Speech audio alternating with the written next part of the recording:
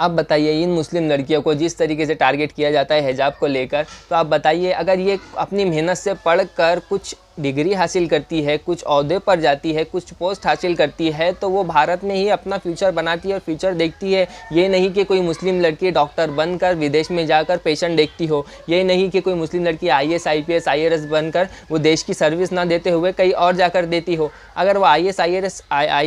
IPS बनने का ख्वाब देखती है तो इस देश के लिए देखती है, इस देश की तरक्की के लिए देखती है कि मैं अपनी मेहनत से अपनी तालीम हासिल करूँ और इस देश की तरक्की में अपना योगदान दूँ। ये तमाम मुस्लिम लड़कियों का पहला मकसद होता है, पहला एम होता है। और मुस्लिम लड़कियों का नहीं, लड़कों का भी होता है। यानी कि जितना भी आप देखेंगे तो हम देश के लिए मर मिटने के लिए आज़ादी के पहले भी तैयार थे, आज़ादी के बाद भी तैयार है। कि जहन पर थोड़ा सा जोर देंगे तो कर्नाटक में जो हिजाब विवाद हुआ था, उस वक्त एक रियासत में इलेक्शन थे, यानी उस वक्त एक रियासत में इलेक्शन चालू थे और उस हिजाब विवाद को उस रियासत में लेकर गया था और उसके ऊपर फिर ज़ोरदार तकरीरें होती है, बयानात होती है हिजाब को लेकर। और आपने देखा होगा कि एक इलेक्शन में मुद्दा होना चाहिए बेरोज़गारी का, अच्छी शिक्षा का, अच्छे सड़कों का, घर का, तालीम का और साथ ही बिजली का, और बहुत 21-22 के उस इलेक्शन के टाइम पे उठाया गया था जो कर्नाटक से चालू हुआ था। और फिर बाद में क्या होता है, एक पार्टी आपने देखा होगा एक शानदार तरीके से जीत कर आती है। आप देख रहे हैं तामीर मीडिया न्यूज़ और मैं हूँ आपके साथ सुफियान खान, आपका खादिम, एक मरतबा फिर आप लोगों की खिदमत में हाजिर।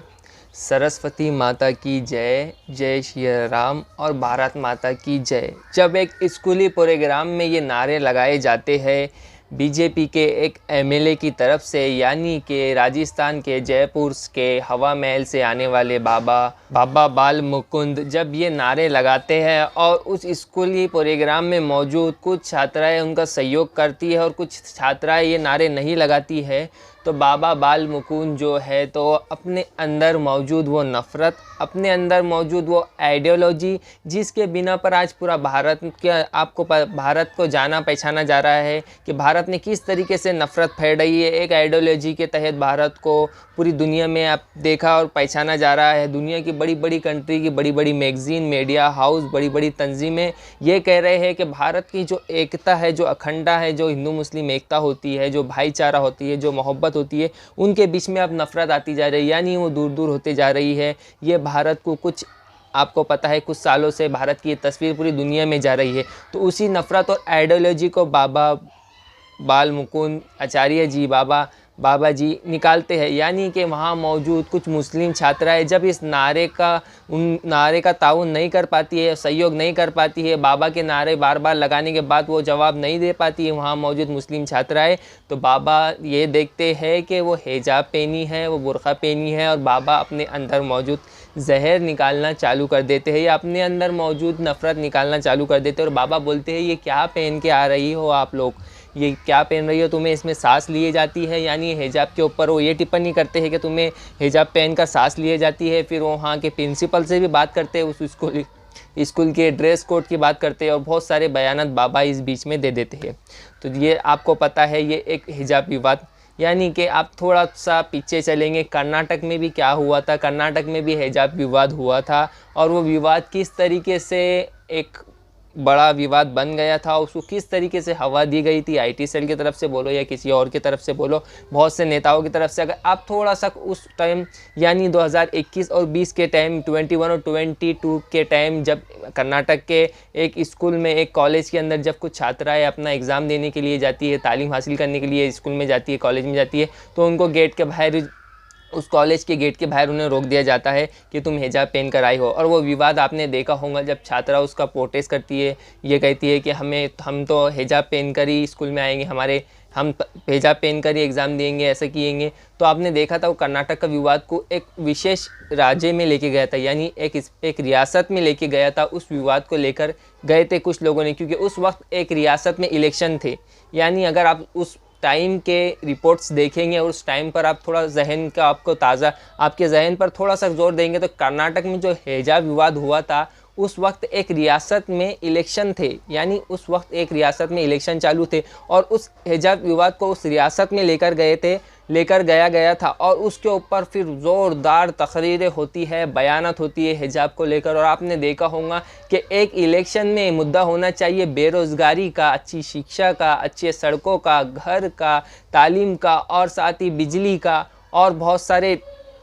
हॉस्पिटल्स का, ये सब मुद्दे होना चाहिए कि इलेक्शन में। लेकिन आपने उस वक्त देखा था कि 2022 के इलेक्शन थे और वो यूपी में थे, और आपने देखा कि वहाँ के सब नेता बड़ी बड़ी स्टेज लगाकर किस चीज़ पर बात कर रहे थे। ना शिक्षा पर बात हो रही थी, ना विकास पर बात हो रही थी, ना ही बेरोज़गारी पर बात हो रही थी, ना ही डेवलपमेंट तरक्की पर बात हो रही थी। बात हो रही थी हिजाब विवाद को लेकर। और आपने देखा होगा किस तरीके से ज़ोर शोर से हिजाब विवाद को 21-22 के उस इलेक्शन के टाइम पर उठाया गया था जो कर्नाटक से चालू हुआ था। और फिर बाद में क्या होता है, एक पार्टी आपने देखा होगा एक शानदार तरीके से जीत कर आती है, एक बहुमत के साथ आती है, और अब वो एक रियासत में एक पार्टी बन चुकी है, और उस पार्टी के जो है तो माननीय श्री योगी आदित्यनाथ जी मुख्यमंत्री होते हैं। तो ये 21-22 का जो ईयर था, उस वक्त भी हिजाब विवाद कर्नाटक में उठा था। और आप देखेंगे आप कर्नाटक में क्या सिचुएशन है। वहाँ के मुख्यमंत्री ने खुद कहा, एक स्टेज से कहा है कि मैं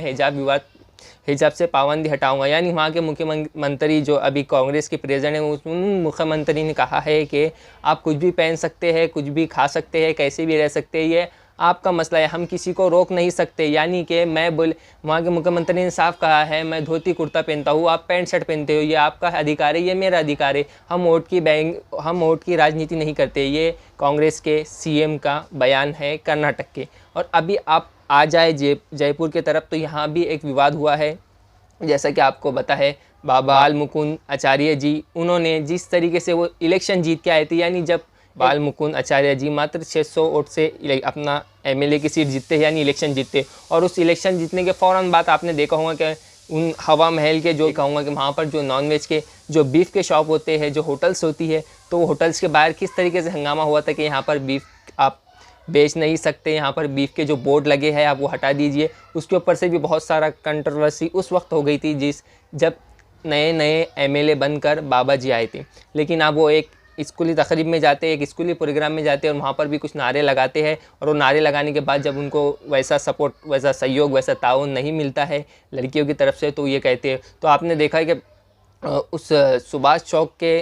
पुलिस स्टेशन के बाहर बहुत बड़ी तादाद में मुस्लिम लड़कियां जो है तो प्रोटेस्ट के लिए आई है, धरने के लिए आई है, और कहना है कि बाबा के ख़िलाफ़ जो है तो आप केस दर्ज कीजिए, यानी एफआईआर कीजिए कि बाबा ने हमारे हिजाब पर क्यों ऐसी टिप्पणी की और क्यों बोला है कि तुम्हें सांस लेने नहीं जाती है ऐसा। और मुस्लिम लड़कियों का साफ कहना है, ये हिजाब हमारी जान है, ये हमारी दुनिया है, हम जब बाहर निकलते हैं तो हम इसे ही पहन के निकलते हैं, हम कोई भी एग्ज़ाम में इसे ही पहन के बैठेंगे, हम कोई भी जॉब करेंगे, हम किसी भी ओहदे पर चल जाएंगे तो हम हिजाब पहन कर ही रहेंगे। ये वहाँ के वीडियोज़ फोटोज़ आप तक आ रहे होंगे, आपकी स्क्रीन तक आ रहे होंगे, वहाँ के लड़कियों का ये कहना है। और आप एक बात बताइए कि ये मुस्लिम लड़कियाँ अपनी मेहनत से तालीम हासिल करते हैं, किसी ओहदे पर जाते हैं, कोई डिग्री हासिल करते हैं, किसी पोस्ट पर जाते हैं, तो आप ये बताइए एक मुस्लिम लड़की अगर डॉक्टर बनती है तो वो इलाज किसी गैर मुल्क में जाकर करती है क्या हिंदुस्तान में रहकर हिंदुस्तान के लोगों का इलाज करती है? अगर वो आईपीएस बनती है, आईएएस बनती है, तो अगर वो सर्विस कहाँ देती है? वो हिंदुस्तान में ही देती है, भारत में ही देती है, भारत की तरक्की के लिए देती है, भारत में ही देती है ताकि भारत की तरक्की हो।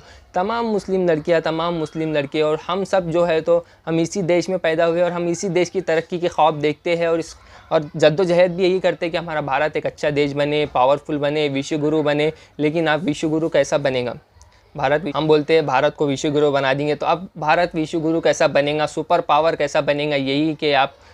एक समुदाय से आने वाली लड़कियों को इसलिए रोक दे कि वह हिजाब पहन कर आती है,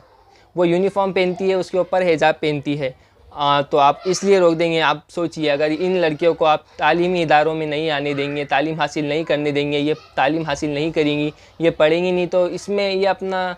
ताउन किस तरीके से करेंगी देश की तरक्की में? आया है हिजाब को लेकर, और ये जो हिजाब विवाद है तो इसके ऊपर जो उन्होंने बयान दिए हैं, इस बयान को लेकर कांग्रेस के एमएलए रफ़ीक ख़ान ने भी विधानसभा में इसको लेकर आवाज़ उठाई है, हिजाब विवाद का जो अभी मुद्दा उठा है जयपुर में, तो और मुस्लिम लड़कियां ने भी एक बड़ी तादाद में प्रोटेस्ट किया है। को हम विश्वगुरु बनने की तो बात कर लेते हैं, हम सुपर पावर बनने की तो बात कर लेते हैं, लेकिन इसी देश में पाए जाने वाली एक बड़ी तादाद, एक बड़े समुदाय पर कभी हम दाढ़ी टोपी को लेकर उन पर टिप्पणी करते हैं, कभी हिजाब को लेकर उनको टारगेट किया जाता है, कभी उनके खान पान को लेकर किया जाता है, कभी सीए एनआरसी को लेकर किया जाता है, और कभी यूनिफॉर्म सिविल कोड को लेकर एक समुदाय को टारगेट किया जाता है। यानी कि एक समुदाय को ये कहा जाता है और टारगेट किया जाता है, अगर हम ऐसे आपस में लड़ेंगे और किसी समुदाय को टारगेट करते रहेंगे और आपस में ही हम तालीमी इदारों में एक तरीके से नफ़रत डालेंगे, तो फिर हम विश्व गुरु कैसा बनेंगे। राजनेताओं के उस टिप्पणियों को फॉलो ना कीजिए, आप अपने देश को देखिए, आपकी देश की तरक्की को देखिए और हमारी एकता बनाए रखिए और हमेशा अमन का पैगाम देते रहिए, जैसे तामीर मीडिया न्यूज़ भी देने की कोशिश करता है। आप देख रहे हैं तामीर मीडिया न्यूज़, मैं हूँ आपके साथ सोफियान खान, औरंगाबाद।